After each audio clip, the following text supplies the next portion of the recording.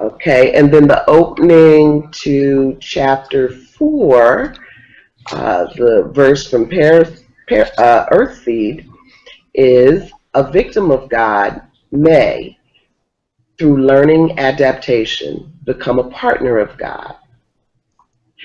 A victim of God may, through forethought and planning, become a shaper of God.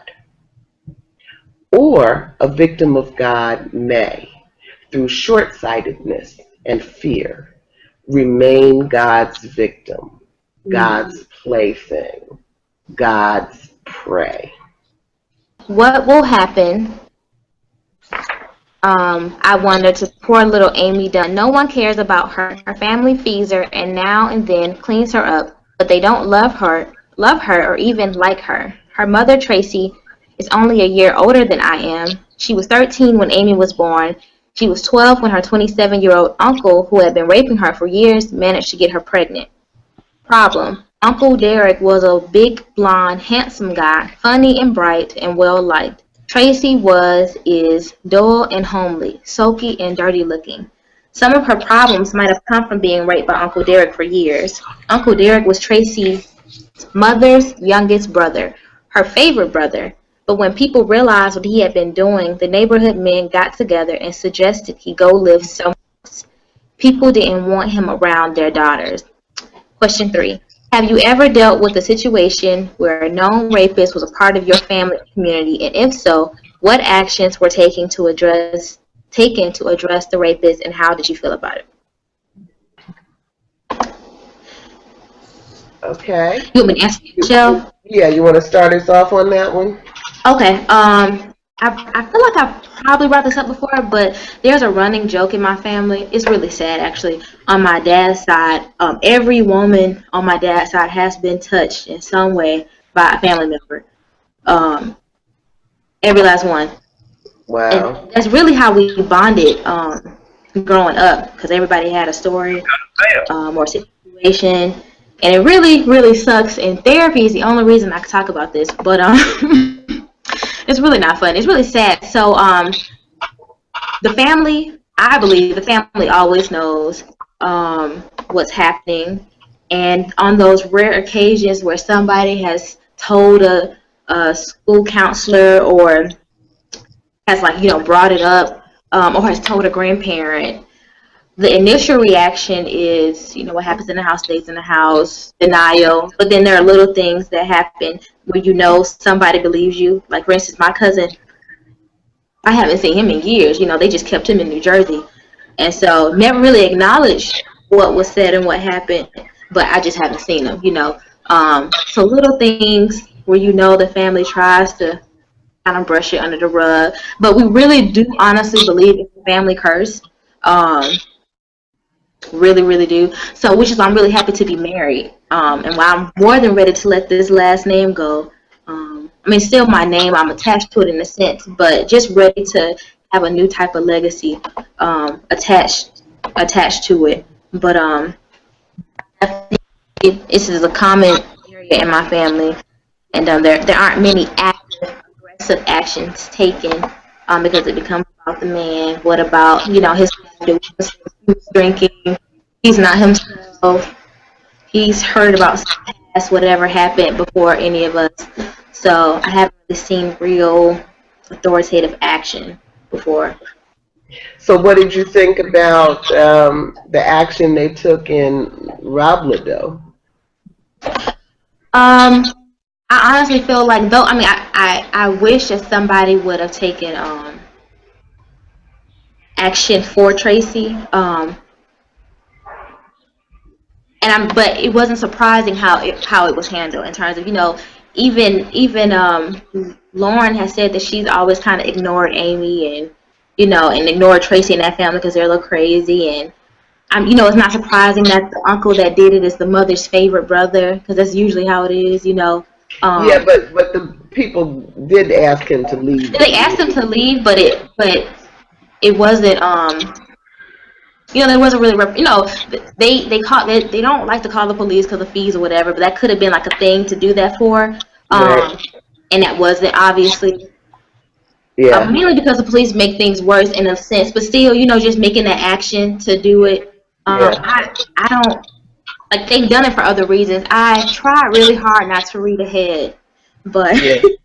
I did. So I don't want to bring up anything about the police. I don't want to go Yeah. too far, but yeah, I wasn't surprised how it initially happened, but the silent little "let's just make them go away" thing sounded realistic, and I thought that was interesting that was happening even in this type of environment. Yeah. Yeah. But yeah, I understand. Thank you. you're welcome. Anybody else? Whew. Um, I guess one of the things that kind of made me feel like, well, if you are going to run off the rapist, then maybe somebody would take care of little Amy a little bit more. I just thought that the two would go together.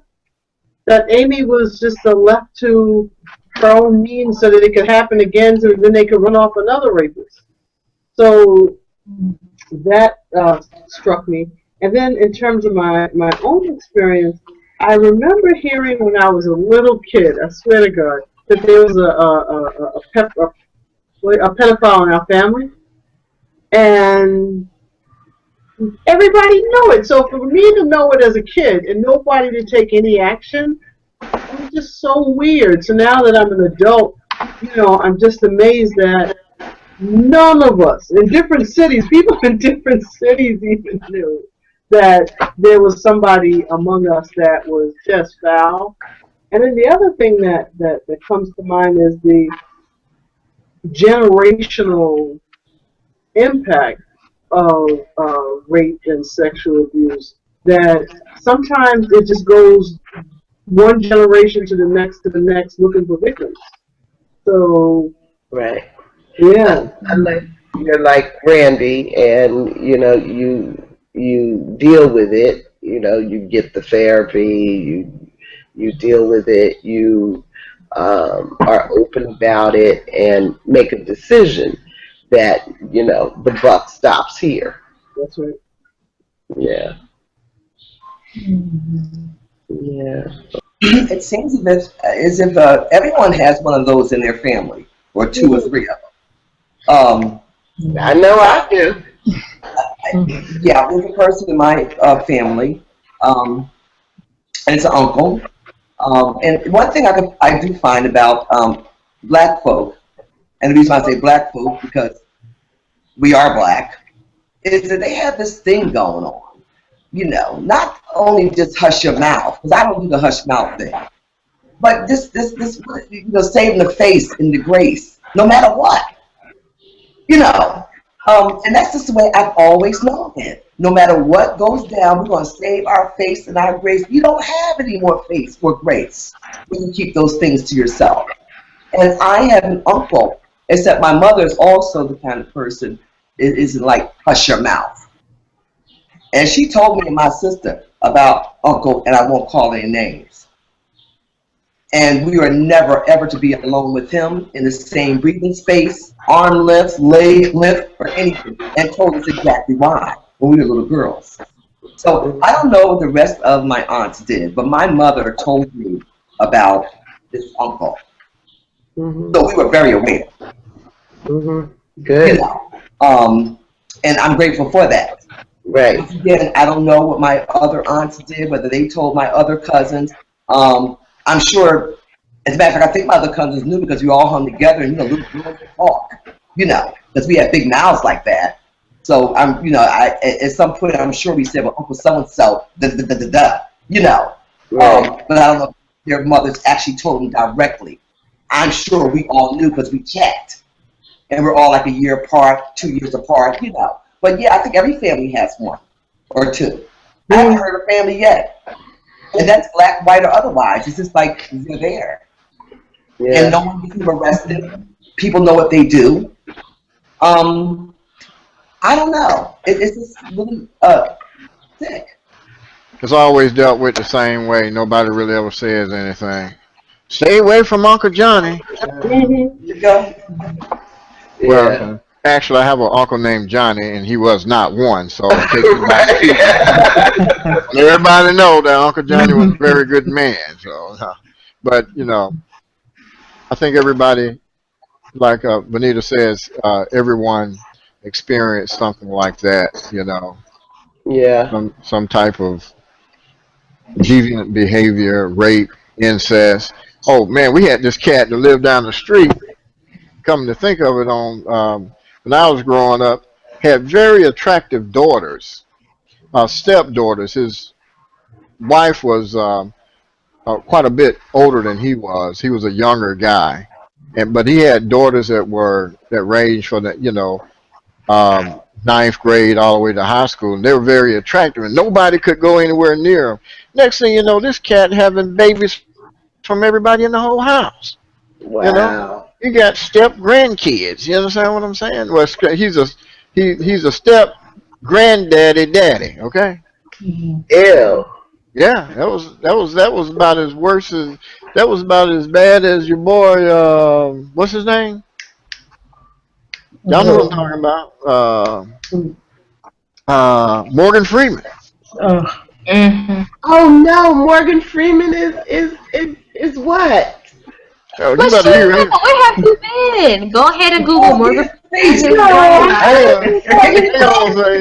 gonna say nothing because you have to cut this out. I'm telling you that right No. now. What? Well, tell me. Are y'all serious? Public domain. You can say it. Yeah.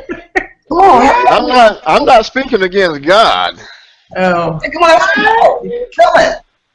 He's one of my favorite characters. Don't tell me that. Come on, Joel. Come on. I'm still trying to deal with the Bill Cosby situation. No, it's Oh my goodness.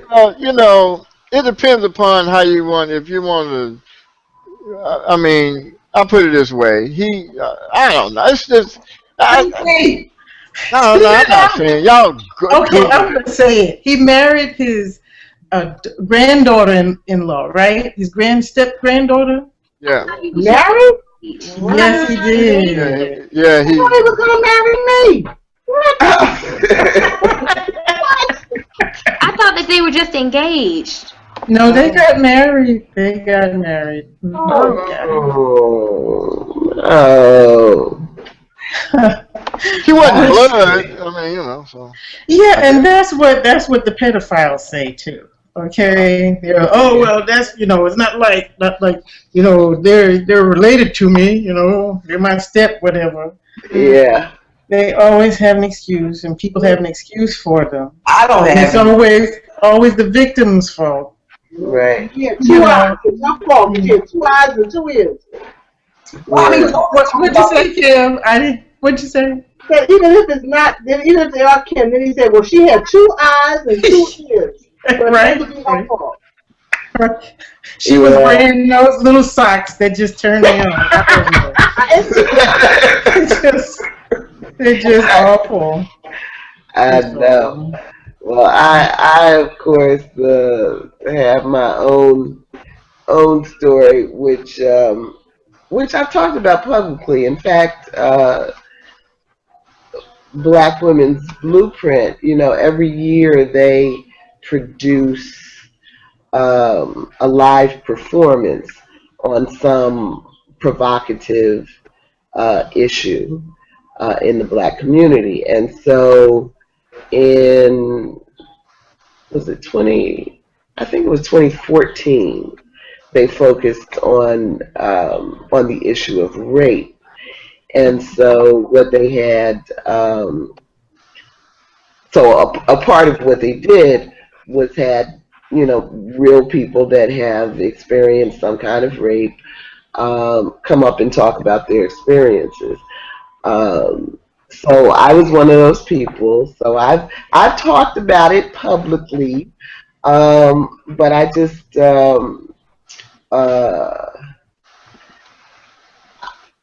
I think I don't want to talk about it right now. What I want to say is something about the Bill Cosby situation, because I think it highlights on a wider public family kind of scale the kinds of dynamics that we see within our individual families.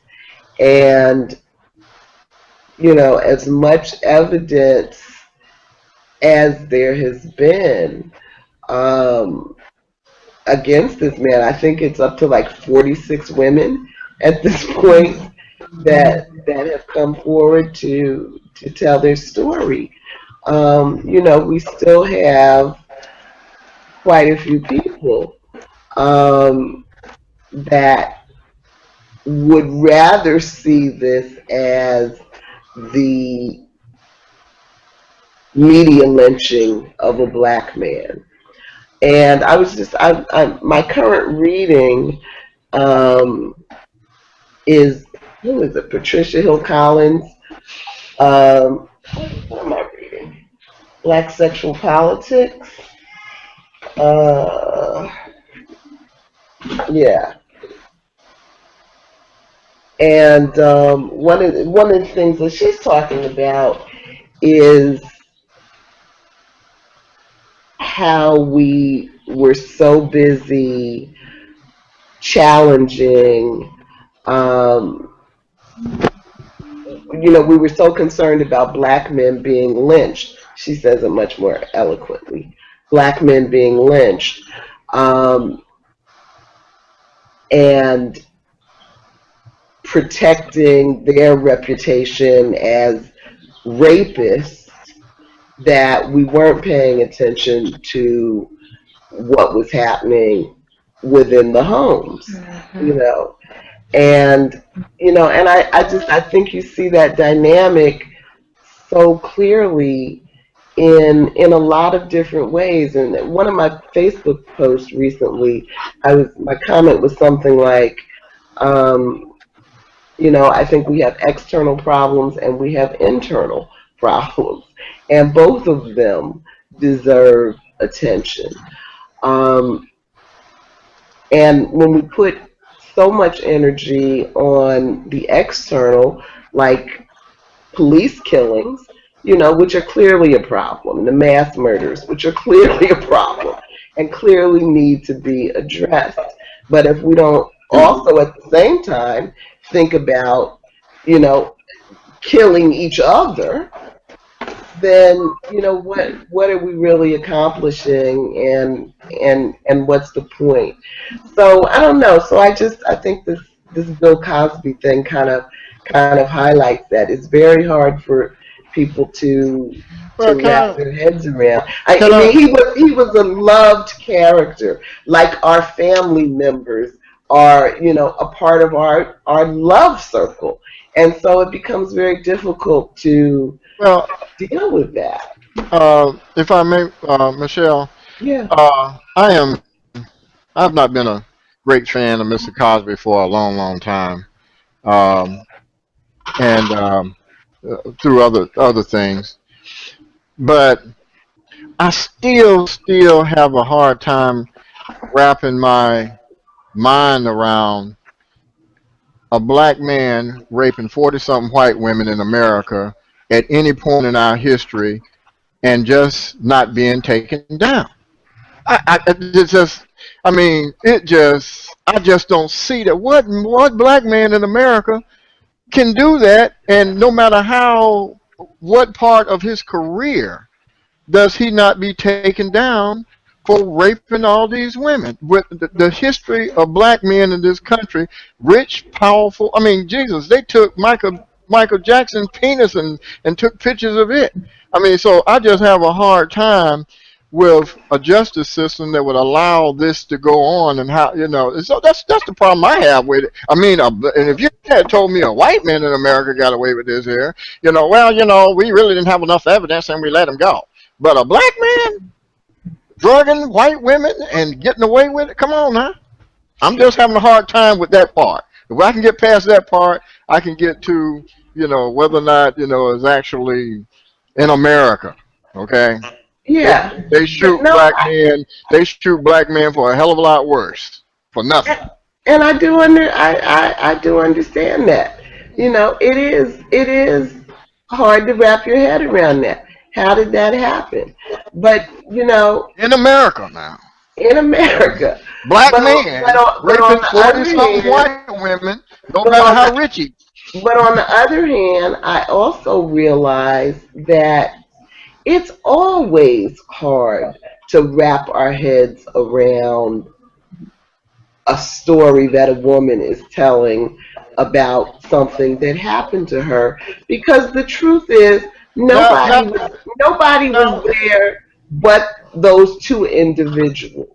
but the And so respectability of a white woman versus a black man. I understand what you're saying.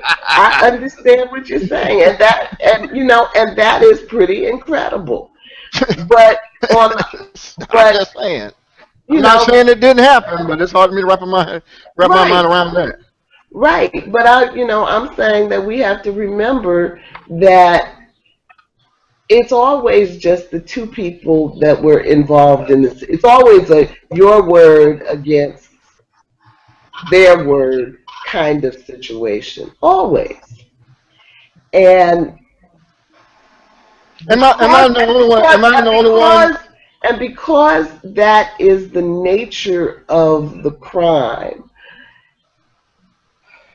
and because whoever the victim is, because we have a lot of male victims of incest and rape as well. So whoever the victim is realizes that they don't have any evidence.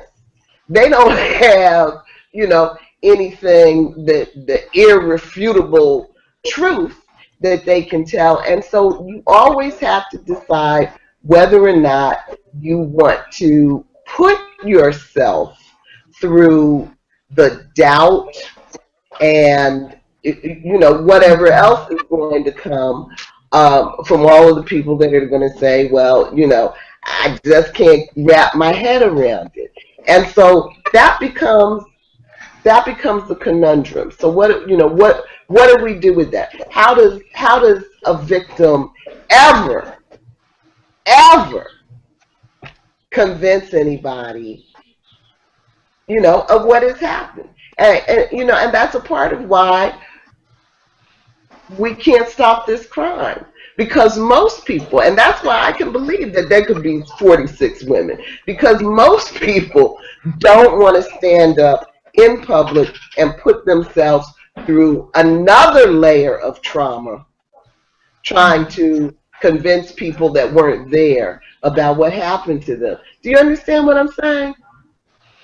Yeah, I understand what you're saying, but I'm talking about a black man in America, I know you 46 are. women, and and I mean, is there one or two black women in there?